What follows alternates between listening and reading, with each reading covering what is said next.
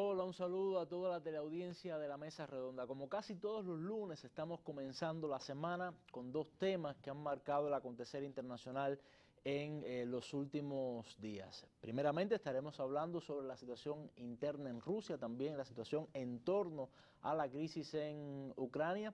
Rusia, un país que hace días sufrió un terrible atentado, uno de los más grandes y más lamentables en las últimas décadas, y también una semana antes, pues elecciones presidenciales en la que salió reelecto el actual presidente Vladimir Putin. Me acompaña para analizar este tema todo un conocedor de Rusia y de la política rusa, el doctor en ciencias Oscar Villar Barroso, profesor titular de la Universidad de La Habana, investigador y analista de temas internacionales. Profesor, bienvenido otra vez a la Mesa Redonda. Muchas y gracias. Nuestro segundo tema estará dedicado a todo el conflicto en torno al genocidio que se comete en la Franja de Gaza y también otros temas relacionados. Y vamos entonces ya, como les digo siempre, ya conocen a mi primer invitado, conocen a nuestros temas, los dos temas de esta noche. Quédese con nosotros.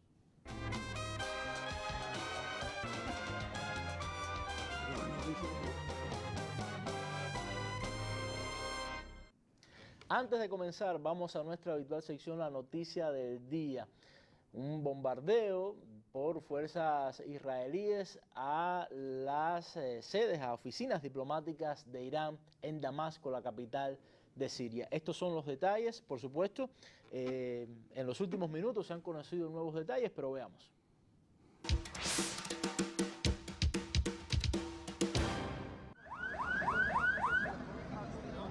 Ataque contra el consulado de Irán en Siria. La televisión estatal iraní atribuyó el bombardeo a Israel y señaló que al menos 5 guardianes de la revolución murieron. Agregó que entre las víctimas está un alto mando de las fuerzas Quds, que es el brazo de operaciones exteriores de los guardianes de la revolución. Mientras que el Observatorio Sirio de los Derechos Humanos, una ONG con sede en el Reino Unido que cuenta con una amplia red de informantes sobre el terreno en Siria, dio cuenta de al menos 8 personas fallecidas. Irán prometió una respuesta decisiva tras la agresión. Medios estatales iraníes afirmaron que el ataque destruyó por completo el edificio contiguo a la embajada iraní y que el embajador de Irán en Siria resultó ileso. El inmueble fue atacado por aviones de combate F-35 y 6 misiles, según medios iraníes. Israel no hizo ningún comentario, pero desde el inicio de la guerra contra Hamás en la Franja de Gaza, su ejército ha intensificado los ataques contra otros grupos vinculados a este movimiento palestino y organizaciones respaldadas por Irán. El gobierno sirio condenó lo que calificó como un atroz ataque terrorista e informó que rescatistas trabajaban en el lugar para recuperar los cuerpos de entre los escombros.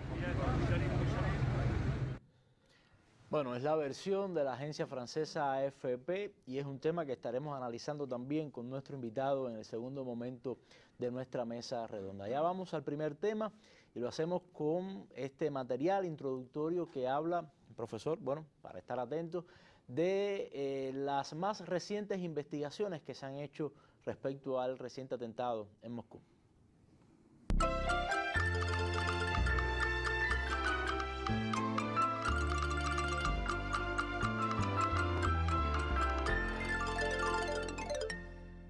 Las pesquisas, según los investigadores rusos, apuntan a la presunta participación de terceros que, de ser así, tendrían como fin influir en la situación de Rusia y sembrar el pánico en la sociedad. El terrible crimen cometido el 22 de marzo en la capital rusa es un acto de intimidación. Y de inmediato surge la pregunta: ¿a quién le beneficia? Esta atrocidad solo puede ser un eslabón de toda una serie de intentos de quienes, desde 2014, llevan a cabo una guerra con nuestro país a manos del régimen neonazi de Kiev. Y los nazis, como es bien sabido, nunca despreciaban el uso de los medios más sucios e inhumanos para conseguir sus objetivos. Las investigaciones no solo estarían confirmando la existencia de la huella ucraniana, sino también de Estados Unidos y Reino Unido en este atroz atentado terrorista. Bueno, profesor, según esta información que se brinda en RT en español y todo lo que se ha conocido sobre estas investigaciones, ¿qué opinión le merece ¿qué impacto puede tener al interior de Rusia y bueno, en todos los conflictos en la zona este atentado? Bueno, muy buenas tardes, Oliver. Sin lugar a dudas, este atentado es un hecho horrible, terrible, como decía el propio Putin en la información. Y como lo veo, el objetivo era, en primer lugar, atemorizar a la población rusa en medio de toda esta campaña. Hay indicios de que este atentado se pretendía realizar durante las elecciones presidenciales. Una semana antes. Sí. Lo que pasa es que las medidas que se tomaron en toda Rusia, sobre todo en Moscú, impidieron que se realizara y bueno, lo hicieron a posteriori. El objetivo era el mismo, ¿no? Atemorizar, crear situaciones de desaliento, de que la población se sintiera indefensa y no pasar por alto una cosa. Fíjate que los autores materiales son 4 ciudadanos tayikos. Y en Moscú, sobre todo en Moscú, en San Petersburgo, en toda Rusia, pero bueno, en estas 2 ciudades hay mucha población procedente del Asia Central que realiza trabajos, sobre todo manuales, en la construcción, en la limpieza de nieve y todas estas cosas. Y también se buscaba un poco sembrar una cuña, ¿no?, de división entre la población rusa y este tipo de ciudadanos, población no flotante, porque muchos de ellos están radicados en Rusia, algunos son hasta ciudadanos rusos, y esto pudiera ser la clave. Sin embargo, pienso que no solo que el objetivo no se cumplió, sino que la respuesta ha sido inversa, porque lo que han conseguido es más unidad en el pueblo, la gente está, se vio de inmediato la solidaridad. Los taxistas de Moscú no suelen ser muy magnánimos, sin embargo, para allá fueron, no, lo digo con toda responsabilidad, para allá fueron a trasladar a las personas gratis, la gente donando sangre, porque el pueblo ruso, y cuando te digo ruso, estoy refiriéndome a muchos, no solo los rusos étnicos, sino mucha de la población que formó parte del Imperio Ruso después de la Unión Soviética, tienen estas características. No son fáciles de amedrentar. Me voy a adelantar y voy a decir algo. Esta guerra en Ucrania ha sido tan feroz porque están combatiendo personas igualmente aguerridas, estos ucranianos que están... Son eslavos, hermanos. Formaron parte. Rusia nació en Kiev, pero esta gente, todos ellos juntos fueron los que enfrentaron a Napoleón, enfrentaron a Hitler y los derrotaron. Entonces, el soldado ucraniano es un soldado aguerrido. O sea que la pelea ha sido difícil. Y bueno, han tratado de amedrentar a partir de este tipo de hechos y no lo han conseguido. Vuelvo y repito, ha sido todo lo contrario. Esto es realmente muy interesante. Ahora, profesor, hay una historia, no sé si se puede decir una larga historia, pero hay ya hechos anteriores de actos terroristas en Rusia. Es decir, no es la primera vez que Rusia sufre este tipo de atentados, buscando esos mismos objetivos, ¿no? Sí, no es la primera vez. Dentro del territorio de Rusia incluso han sido atacados. Estoy pensando ahora, recordando un atentado que se lo atribuyó el propio ISIS en Egipto, donde sabotearon un avión de Aeroflot y lo derribaron. También, bueno, lo que ocurrió en la escuela de Beslan, en otros lugares, han habido situaciones de este tipo, sí, actos terroristas en contra de Rusia, de la población rusa. Sin embargo, a mí me llama la atención una cosa, y debo decirlo, ¿no?, que en este caso, bueno, los medios occidentales salieron todos a decir de que era ISIS, que era ISIS, que era ISIS. Bueno, dicen que el Estado Islámico hasta Y que el Estado Islámico, este Estado Islámico de Jorazmia incluso la reconocieron en un sitio que estaba hasta bastante abandonado. Yo no sabría ni qué decir. Lo cierto es que los 4 combatientes, los 4 terroristas, actuaron de una manera completamente distinta a la que habitualmente es parte, ¿no?, de la actuación de los miembros de ISIS. En primer lugar, no se inmolaron, dispararon y tenían una vía de salida, los capturan y están diciendo que lo hacen por dinero, porque en ISIS los combatientes, estos extremistas islámicos, son condenables, están equivocados, pero creen en lo que hacen. Y lo hacen por convicción, no por dinero. Y tampoco por tan poco dinero, porque realmente era muy poco dinero. Y nunca tienen una ventana de salida. Llamo la atención que el jefe del cuarteto, Rustam Achiyev, sí, es ciudadano tayiko, pero fue miembro, era soldado del ejército ucraniano. Combatió en las filas del ejército ucraniano. Porque en Ucrania, en Bielorrusia, en Kazajstán, en Rusia, en todas estas repúblicas hay mucha población de los diferentes países que conformaron la Unión Soviética. Es normal. Ninguno de estos estados está en estado puro, de que solamente aquí viven armenios en Armenia, por ejemplo. No, hay una amalgama de pueblos. Esas son las características de ahí. Entonces, bueno, pienso que más que ISIS hay que mirar hacia otros lugares, porque sí. Es para donde están apuntando las investigaciones. Las investigaciones ya están indicando contactos en Ucrania, contactos no solo de que ya existe, que ya se sabe que ellos iban a huir hacia Ucrania y que ellos los estaban esperando. Ya están diciendo los mismos detenidos que ellos iban a cobrar en Ucrania, pero el régimen ucraniano no se gobierna. Y yo pienso que detrás del régimen ucraniano o de determinado sector, el GRU de Ucrania prácticamente está subordinado. Claro, se prueba también de que no se gobierna y de que hay una subordinación en todo el tema también, por ejemplo, del suministro de armas. Y sobre eso quería hablar también, ya que caemos en Ucrania y tiene un vínculo directo con el tema, lo hemos mencionado. Vamos a ver cómo está ese asunto, el tema del suministro de armas a Ucrania, la ayuda a Ucrania, qué es lo que están diciendo los ucranianos, y ahí también podemos, profesor, hacer un análisis sobre el tema de la situación de la guerra en el terreno. Veamos. Volodymyr Zelensky, que aseguró que sin la ayuda de los Estados Unidos habrá que retirarse. En una entrevista publicada en estas últimas horas, aseguró que si Ucrania no obtiene la ayuda militar estadounidense prometida y bloqueada por las disputas en el Congreso, sus fuerzas tendrán que retirarse a pequeños pasos.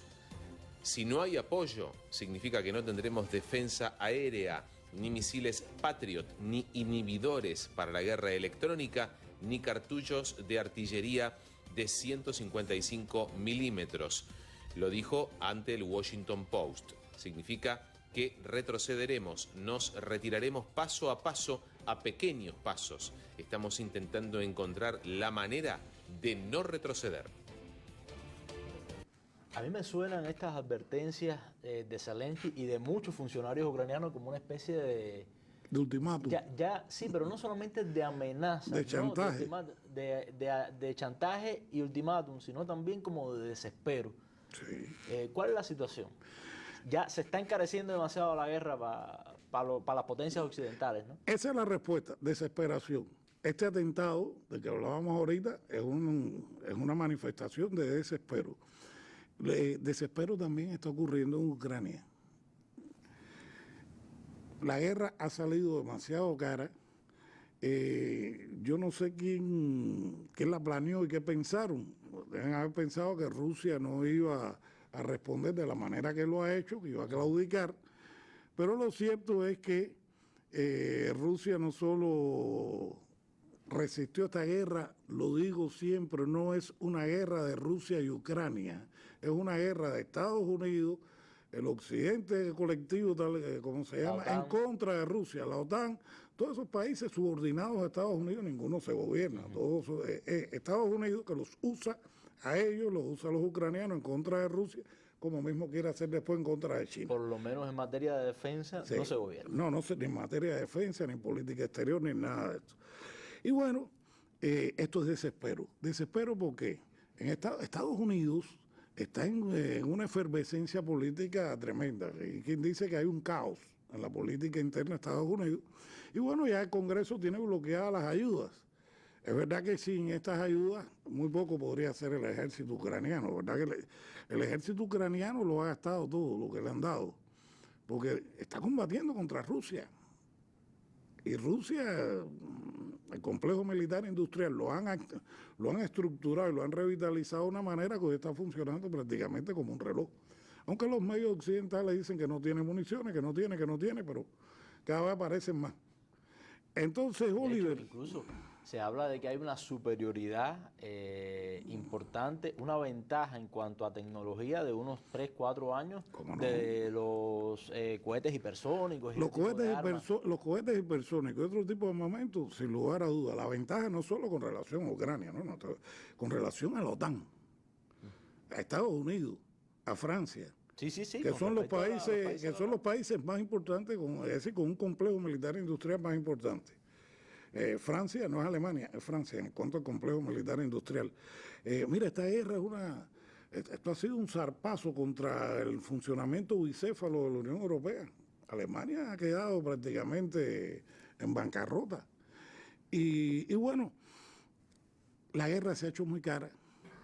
Ya Estados Unidos lo que está diciendo es que lo próximo que le den a Ucrania es en calidad de préstamo. Porque es que todo parece indicar que alguien pensó que según fuera avanzando la guerra, se fuera debilitando Rusia, después iban a cobrar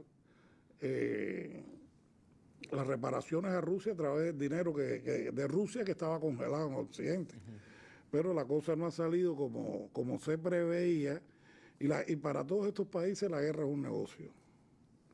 Y el negocio está empezando a fallar. Y si no hay ganancias reales, ya la cosa se hace más difícil. Otra cuestión, Oliver, que está apareciendo un rechazo en la propia sociedad europea. Y están apareciendo ya problemas al interior de Ucrania. Ese es el problema, o sea, uno de los problemas, porque cuando hablamos de que la guerra se está encareciendo, no solamente es en términos económicos, es en términos políticos también. Ahí están los agricultores franceses, polacos. Todos o muchos agricultores de lo que se llama Europa Central o más Central y Oriental. al este. Exacto. Oliver, los polacos, yo los otros días vi un material que me quedé perplejo hoy, agricultores polacos con banderas rusas y alabando a Putin.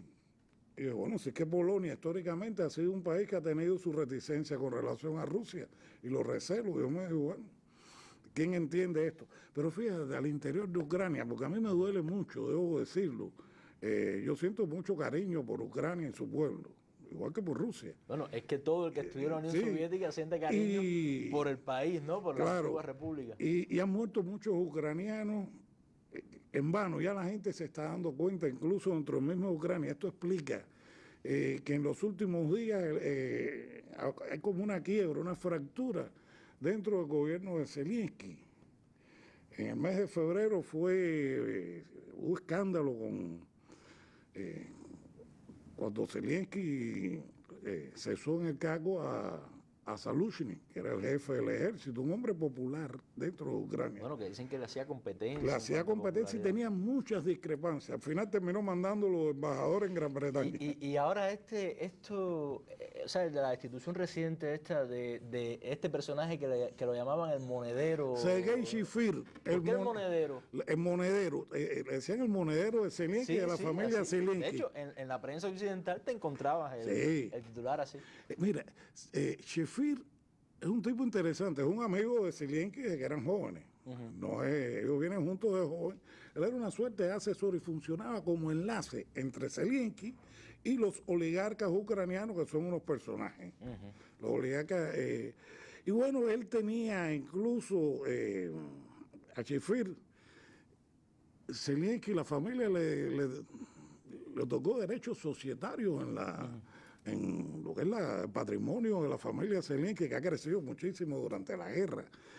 Y bueno, él lo cesó. También Chifir, después de este atentado, que la guerra se ha puesto más complicada, Rusia está respondiendo mucho más fuerte, porque en estos momentos en Kharkov se está peleando muy duro. Y eso que veíamos en el material, Zelensky está preocupado porque están retrocediendo. Otro tanto lo ocurre al sur. Y hay amenaza de que Ucrania pueda perder Odessa. Entonces, dicen que este Chifir, cuando vio que la cosa estaba mala, como que se quiso apartar y un poco huir, él lo cesó. No solo Chifir y Salushny, el secretario de Seguridad Nacional también fue cesado. O sea, eso muestra de que hay contradicciones internas. Contradicciones internas. Bueno, hay un tema que no nos puede faltar, profesor, es muy importante en medio de todo este contexto, que fueron los resultados de las recientes elecciones presidenciales. Hace 21 días, 3 semanas aproximadamente sucedieron, ¿no? O sea, porque... Yo creo que fue el 17. Sí, bueno, entre el 15 exacto, y el 17, sí. Más o menos, porque bueno, este fin de semana no, el anterior fue el atentado y el anterior fueron las elecciones. Vamos a refrescar lo que sucedió, los resultados, y estamos enseguida de regreso. Vladimir Putin obtuvo el 88% de los votos en las elecciones presidenciales rusas, según resultados preliminares anunciados por la Comisión Electoral. El resultado se basa en el conteo de las papeletas con casi 25% de los colegios escrutados. Nombrado por su predecesor Boris Yeltsin el último día de 1999, Putin ha gobernado Rusia como presidente o primer ministro desde entonces. Con esta reelección, podrá seguir en el poder hasta 2030. Excelente. Bueno, déjeme decirle, profe, que, disculpe que le diga profe, profesor, es como se dice, un día me regañaron aquí en la mesa un profesor que le dije profe porque tenía confianza y me dijo, no, profesor. Mire, me costó muchísimo trabajo identificar o buscar un material de la prensa europea que hablara por lo menos en términos más respetuosos, porque todos eran fraude, elecciones fraudulentas, la farsa electoral, etcétera, que si no hubo oposición real. ¿Qué análisis puede hacer brevemente de este resultado? Lo que sí todo el mundo reconoce es que era esperado la victoria de Putin. Mira, Oliver, de que no hubo oposición real, es cierto, no la hubo, porque es que la legitimidad de Vladimir Putin como mandatario de Rusia es altísima. Como te digo eso, te digo que tampoco hubo fraude, no hacía falta, pero además Putin es una persona que a mi modo de ver no pienso que él sea propenso a ese tipo de cosas. Él se respeta mucho. Es que no lo necesita tampoco. No, tampoco lo necesita. Y yo quiero llamar la atención, claro, lo atacan mucho, porque de cierta manera estoy pensando en unos cuantos mandatarios europeos, el Napoleoncito de estos días, Manuel Macron, que cada vez se legitima más y puede que sienta admiración rabiosa por Vladimir Putin, ¿no? Que la gente lo sigue. Putin es muy popular en Rusia, es muy seguido en Rusia. Incluso la gente que está a favor de otra agenda política, no deja de reconocer el mérito de Vladimir Putin. Yo ahorita te comentaba, hay un documental en 5 partes que se llama El Putin Desconocido, de hace unos cuantos años, que es una maravilla, hay que ver eso, las cosas a las que se tuvo que enfrentar ese hombre cuando recibió el país hecho un desastre, luego del decenio de Yeltsin del 91 al 99, pero además los 6 años de perestroika de Gorbachev. Aquello era un desastre y él ha tenido que recomponer no solo la economía, no solo el ejército, ha tenido que recomponer el alma rusa, cosa muy importante. Y por eso es que tiene este tipo de apoyo. Y además, bueno, seguramente piensa igual que yo, en medio de un contexto tan difícil como esta guerra, que se apostaba no a derrotar a Rusia militarmente, sino económicamente desbaratarla. Oye, ya es la quinta potencia, la quinta economía del mundo. Porque mira, Rusia, Kazajstán, Ucrania, son países que tienen unas potencialidades extraordinarias.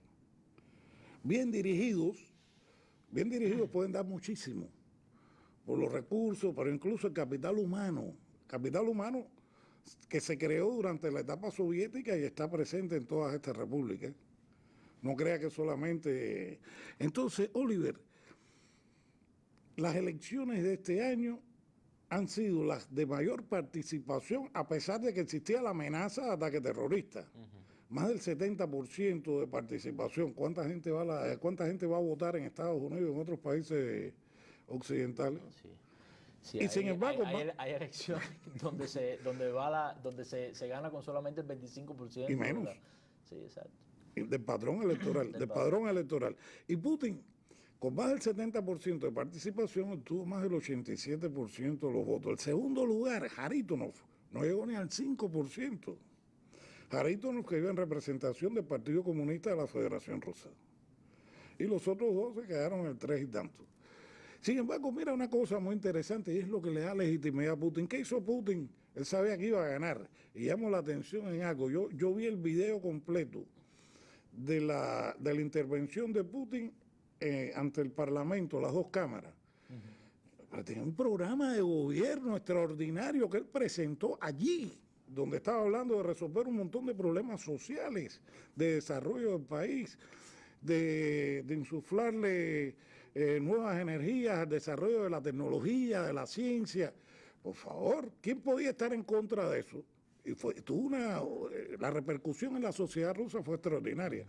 ¿Quién hoy, ante unas elecciones, presenta un programa de gobierno en este mundo? Un programa, y Putin, como yo lo vi, fue un programazo. A mí me gustó muchísimo, Dios mío, qué bien. Usted hacía referencia a algo que a mí me parece importante volver a destacar. Es decir, por un lado tenemos a un Vladimir Putin vilipendiado, demonizado por la prensa occidental en medio de una guerra que logra consolidarse a niveles tremendos, y por otro lado vemos entonces a un grupo de mandatarios de lo que se llama el Occidente, ¿no? Me gusta decirle potencias occidentales porque América Latina también es Occidente y no pero otra cosa. Exacto. Que tienen una crisis tremenda de legitimidad. Hay que ver, por ejemplo, la situación del propio presidente Biden, por ejemplo, un año electoral. Se puede decir entonces que por un lado se consolida un proyecto y del otro lado, del lado antagónico, se debilita aún más un proyecto. Sin lugar a dudas, Oliver. El proyecto, como yo le digo, el proyecto que encabeza, es decir, el bloque anglosajón de lo que es la llamada experiencia civilizatoria judeocristiana occidental, sencillamente está haciendo agua. Estados Unidos, desde el punto de vista político, está dando muestras de debilidad y de caos. Europa, por favor. Y así está ocurriendo en todos lados. Fíjate, es lo que tú decías, vilipendiado Putin. Vilipendiado. Yo diría hasta que, vuelvo a utilizar la palabra, hay admiración rabiosa por Putin. Putin es muy popular en África, en Asia, en un montón de países de América Latina. Sí. Y ha fortalecido las relaciones y el respeto de Rusia. Hace poco hubo una encuesta en un país europeo. No lo quiero mencionar. No quiero mencionar porque quizás no recuerde bien el nombre, pero que preferían incluso un mandato de Putin al del primer ministro en funciones en ese momento. De lo más interesante. Popularmente, una sociedad que estaba bombardeada con toda esa información. Claro que sí. Realmente... Y esto obviamente fortalece la posición de Rusia frente a la guerra, esta fortaleza política, ¿no? ¿Cómo no? Esta victoria. ¿Cómo no? Ahora están siendo llamados a reclutar alrededor de 100.000, 150.000 personas, y hay que no va, pero mucha gente sí tiene mucho entusiasmo, porque realmente han visto los rusos, cuando te digo los rusos, para ellos la defensa de la patria siempre ha sido una cosa sagrada. Hay que conocerlos, hay que ver, hay que visitar los lugares que ellos le consagran a eso, y te das cuenta cuán importante es. Bueno, yo estuve por allá en el 2022, yo también. Noviembre de 2022, y una amiga mexicana que vivía en Samara, una ciudad. Samara, ¿cómo no? En el Volga. Bueno, los hombres allí, 6 meses en la guerra, 6 meses pero después se volvían 6 meses en la guerra y así era, ¿sabes? Y voluntariamente. ¿Cómo no? Ya te digo, Oliver, estamos en presencia de dos lógicas que son excluyentes. La lógica occidental, Occidente es un sistema depredador con un hegemón depredador, un Estado que ha sido villano, y bueno, Rusia se está conformando se está comportando de otra manera. Bueno, muchas gracias, le iba a decir 1.000.000 de gracias, pero creo que no hay que dar tantas gracias. No tantas. Muchas gracias por su participación en la mesa redonda, por toda esta explicación, y bueno, nada, queda invitado. Esto es un tema que seguiremos analizando en la mesa redonda. Sí. Lamentablemente habrá guerra para algún tiempo. Lamentablemente. Exacto, lamentablemente. Bueno, profesor, muchas gracias.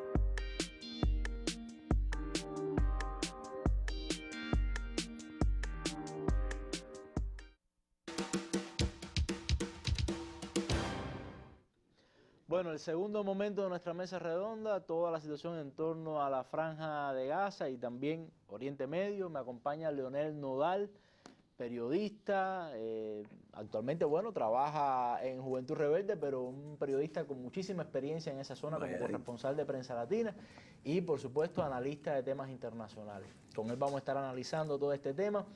Teníamos como noticia del día un acontecimiento que después quiero analizar con usted, pero vamos a comenzar por la situación actual en Gaza. Leonel, le propongo que hay bastante información novedosa. Veamos y estamos de regreso en unos minutos. Un bombardeo israelí en un hospital de la Franja de Gaza dejó 4 muertos y 17 heridos, según la Organización Mundial de la Salud. El domingo, las fuerzas israelíes llevaron a cabo decenas de bombardeos en la Franja de Gaza, asediada y amenazada por el hambre, a la espera de una nueva ronda de negociaciones entre Israel y el movimiento islamista palestino Hamás. Más de 70 palestinos murieron la madrugada del domingo, según indicó el Ministerio de Salud del movimiento islamista, en el poder en Gaza desde 2007.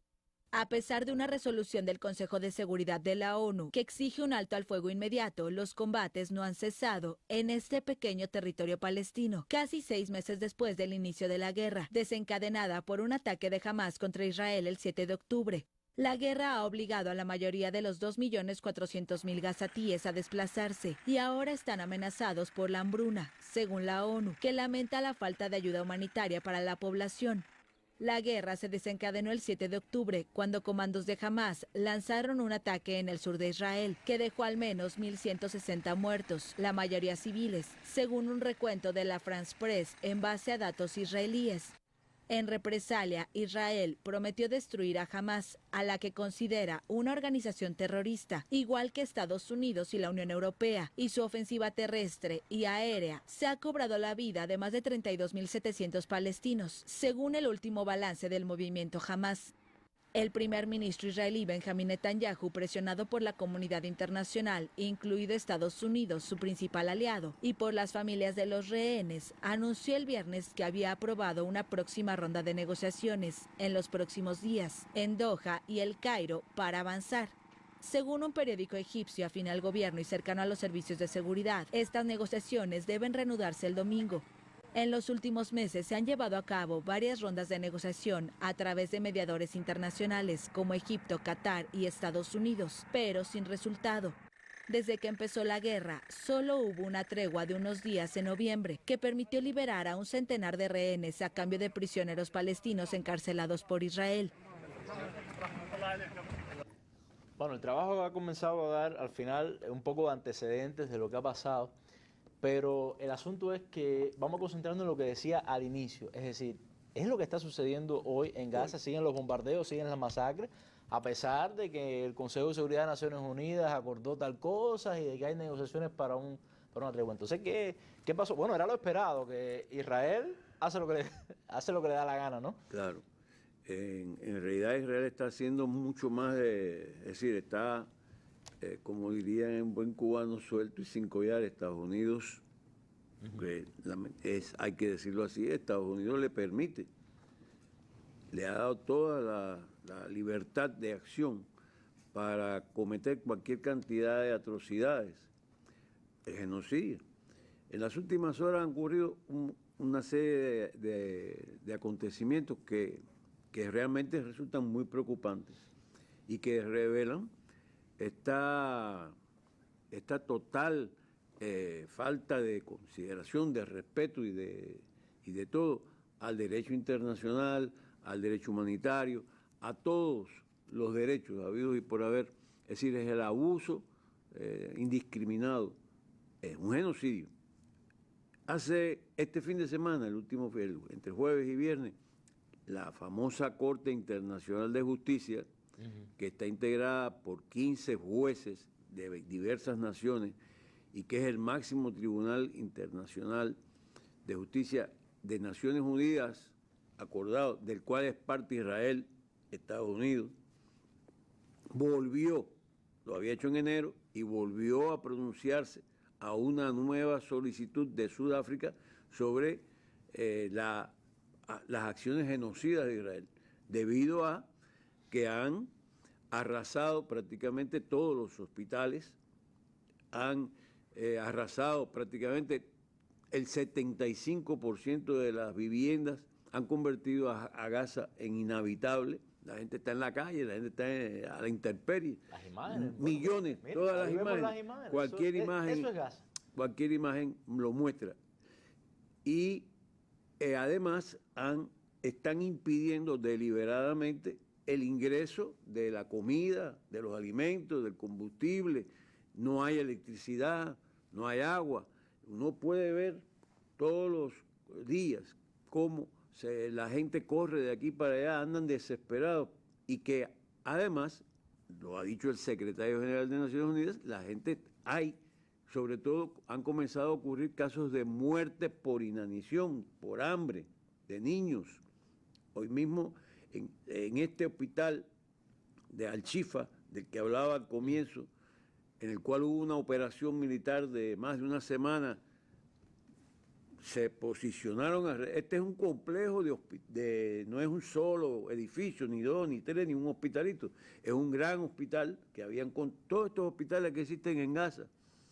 Tienen nombres, muchos de ellos asociados a países que han sido donantes con miles o cientos de millones a veces, o decenas de millones, vamos a decir, no hay que exagerar, para construir y habilitar como acción de beneficencia, claro, como acción, además, una región que no tiene economía, donaciones.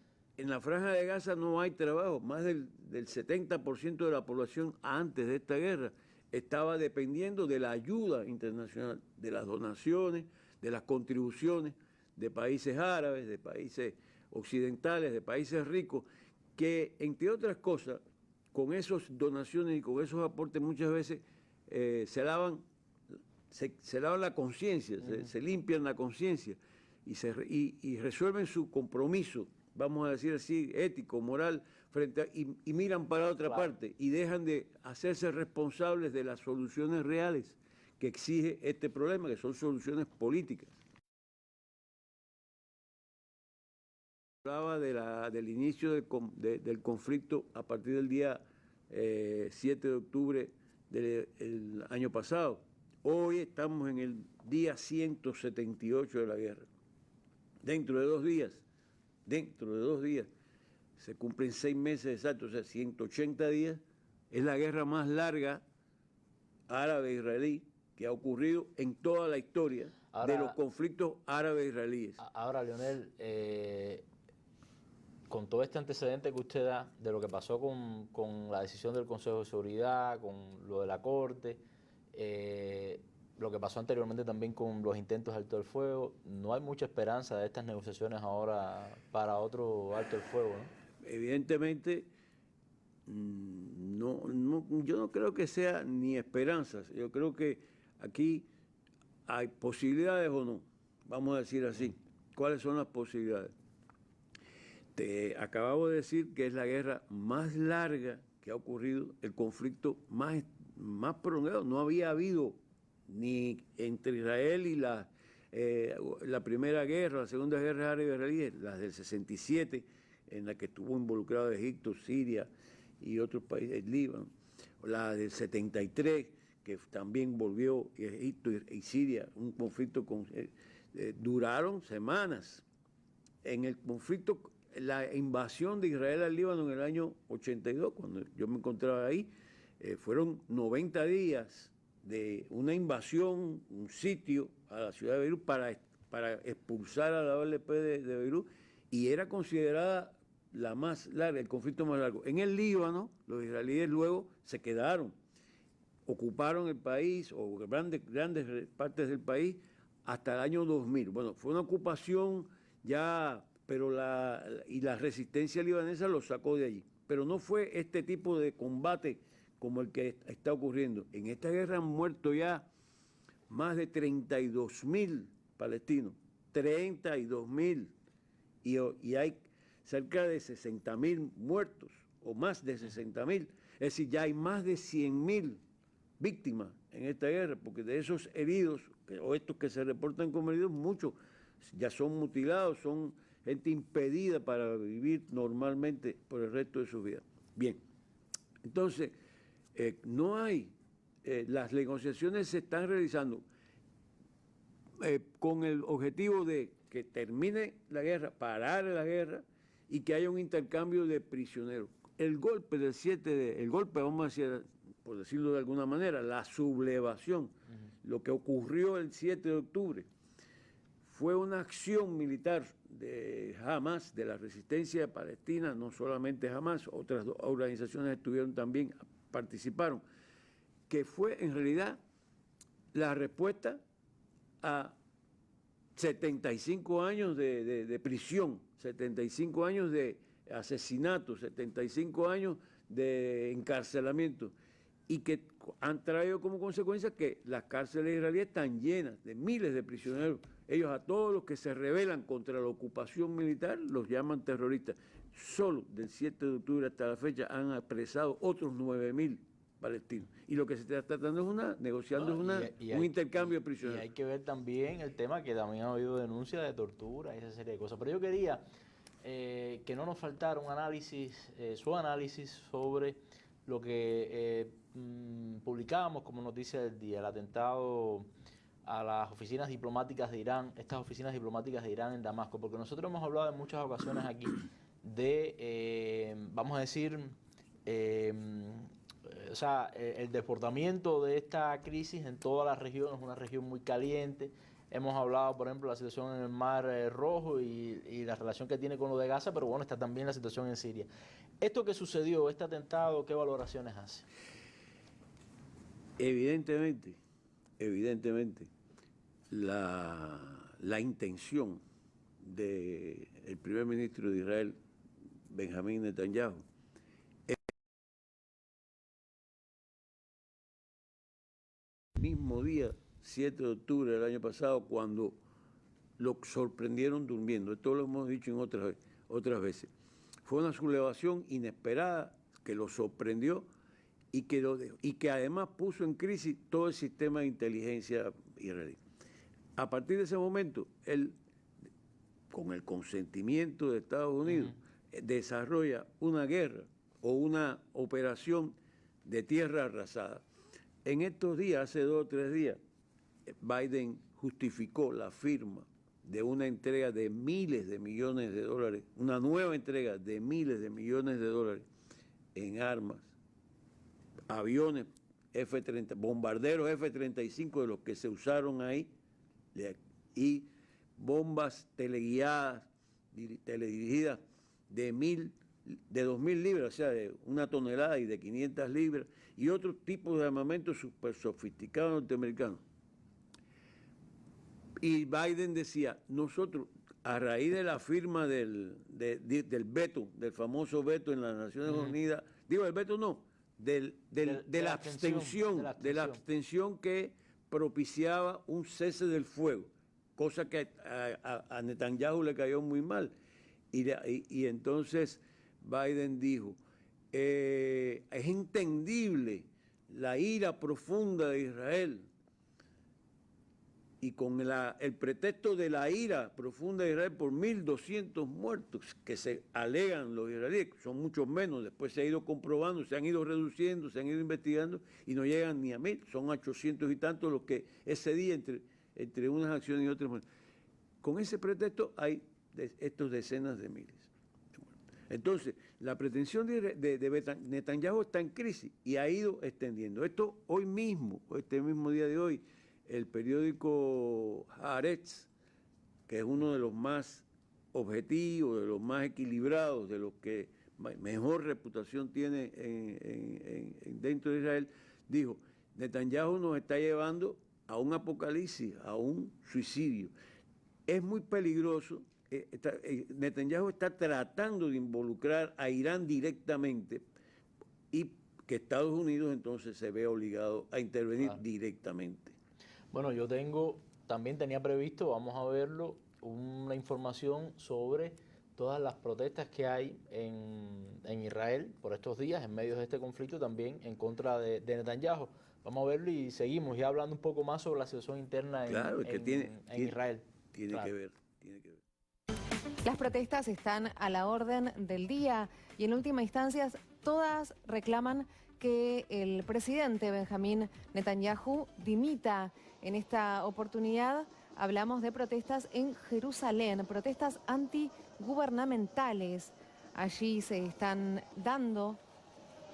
La manifestación antigubernamental en Jerusalén continuó hasta bien entrada la noche del domingo, hasta el día de hoy, donde los manifestantes bloquearon brevemente una carretera. Allí vemos las imágenes de esta manifestación, encendieron hogueras y encendieron bengalas rojas mientras pedían la dimisión del gobierno de Benjamín Netanyahu.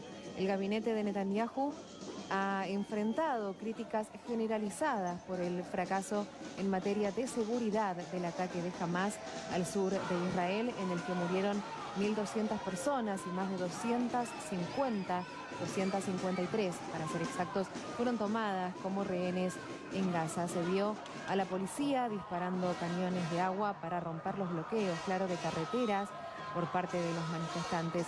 Algunos de los manifestantes también fueron arrastrados del suelo y se los llevaron. En otras partes de la ciudad, manifestantes reservistas marcharon hacia el barrio de Mir Yarin, donde se vieron atrapados en riñas y realmente acaloradas discusiones con judíos ultraortodoxos. El grupo que está en contra de las extensiones concedidas a los hombres judíos ultraortodoxos del servicio militar quiere una participación más equitativa en la carga del servicio militar que obliga a la mayoría de los israelíes. Alrededor de 600 soldados han muerto hasta ahora. Bueno, complicada la cosa al interior, no le está resultando, si está buscando legitimidad con la guerra, no le está resultando, y no solamente dentro de Israel. El otro día publicábamos en Cuba Debate un artículo donde se habla del rechazo también en porcientos importantes de la comunidad judía internacional. Tanto dentro como fuera de Israel, tanto dentro como fuera de Israel, Netanyahu ha caído en desgracia. Él está derrotado, él lo sabe. Él pudo haber sido sacado del gobierno al otro día, en otros tiempos, al otro día del 7 de octubre, porque era mucho más fácil decir, este gobierno ha dado muestra de una total inoperancia, fuera Netanyahu, que entre fulano, y ahora vamos a la guerra con un nuevo jefe de Estado, de gobierno, al frente de la guerra. No ocurrió así porque su gobierno está constituido sobre la base del apoyo de una coalición en la cual se han reunido todos los elementos de extrema derecha y de derecha, ultraortodoxos, esos que andan con los atuendos de los ultraortodoxos religiosos, y lograron frenar la oposición que surgió de inmediato. Él incluso intentó lavarse de culpa, y lo ha tratado de hacer a lo largo de este tiempo, de culpar a los servicios de inteligencia, de culpar a las Fuerzas Armadas.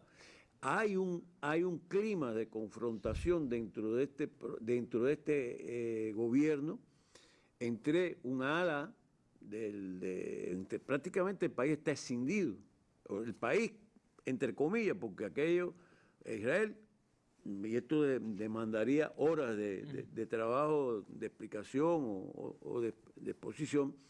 Israel no ha llegado a consolidarse como una nación unida, como puede ser cualquiera otra.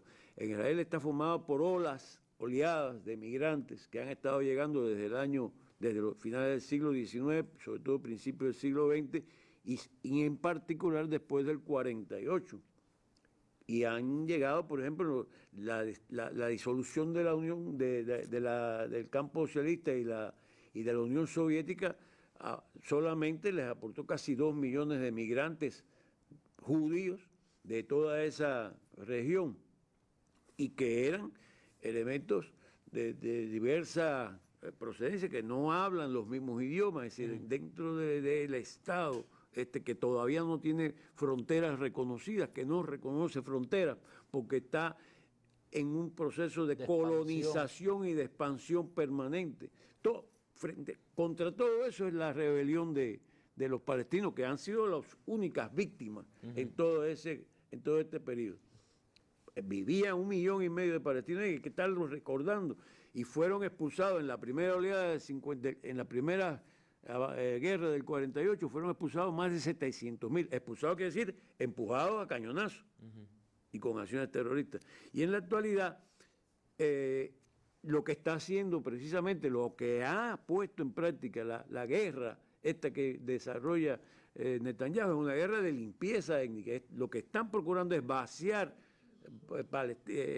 Gaza para que no se pueda quedar nadie viviendo allí. No le están dejando ni comida ni electricidad para que la gente desesperadamente se vaya. Y están pensando en planes para incluso después que Gaza quede arrasada.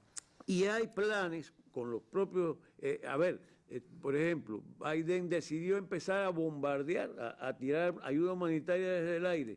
Y dijo el otro día, hace unos días, ya hace 2 semanas más o menos, vamos a construir un puerto, un muelle flotante, provisional en Gaza. Y hay denuncias de que lo que están planeando no es precisamente para que entre ayuda, sino para que por ahí salgan miles de palestinos que puedan salir en embarque. Es decir, un buen día abrir el banderín y decir, todo el que se quiera ir para donde encuentre o quiera, tiene abierta la puerta aquí. Poblar, claro. Y lo que están tratando es de vaciar, porque lo que está claro, y lo dijo el famoso yerno de Trump hace unos días, la semana pasada, ¿te acuerdas? De Kushner, que fue el autor intelectual de los últimos acuerdos árabe-israelíes, los llamados acuerdos Abraham, dijo, lo que hay que hacer es acabar el trabajo de vaciar a Gaza, porque toda esa línea costera es muy valiosa y muy buena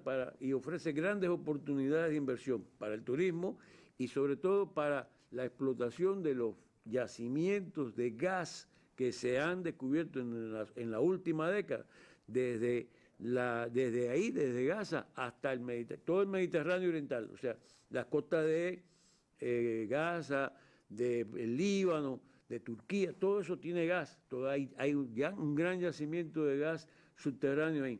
Luego, y por eso Netanyahu ha querido aprovecharse de lo que pudo haber sido manejado de otra forma, porque, una acción de represalia por lo que hizo Hamas el día 7 de octubre pudo haber tenido una respuesta militar limitada, pero no.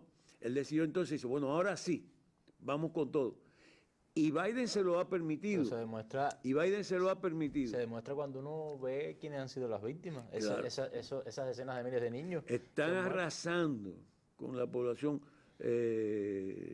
joven, con las madres, con los vientres fértiles. Eso es una guerra de exterminio, es una limpieza étnica. Eso es genocidio, por eso han renunciado el hombre que representaba, que dirigía la Oficina de Naciones Unidas sobre Derechos Humanos, renunció el principal integrante del Departamento de Estado en protesta que se ocupaba de asuntos humanitarios y la que se ocupaba de asuntos humanitarios, el que se ocupaba de las ventas de armas. Pública, creo, ¿no? Han hecho cartas públicas, él lo decía este señor, hay una gran oposición interior dentro de la administración, dentro de la juventud de los Estados Unidos. Y en Israel no hay ningún interés en seguir la guerra. La gente quiere el intercambio de prisioneros, aunque se tengan que liberar a 10.000 prisioneros palestinos a cambio de los 200 o los 150 que puedan quedar, y regresar a un clima de entendimiento que para ellos significa sacar a Netanyahu y sacar a la ultraderecha del poder. Bueno, muchas gracias, Leonel, por haber estado una vez más acá con nosotros. El placer es mío. Un tema que también, como dije con respecto a Ucrania, lamentablemente seguiremos tratando acá en la mesa redonda. Les reitero las gracias, muchas gracias a ustedes también por su atención. Nos vamos con nuestras imágenes del día. Este domingo, ayer, bueno, pues en varias ciudades del mundo se alzó nuevamente la voz contra el bloqueo de Estados Unidos contra nuestro país. Esas son nuestras imágenes del día. Nos vemos en un próximo programa. Si nos damos las manos, ¿cuánto se puede hacer? Si nos damos las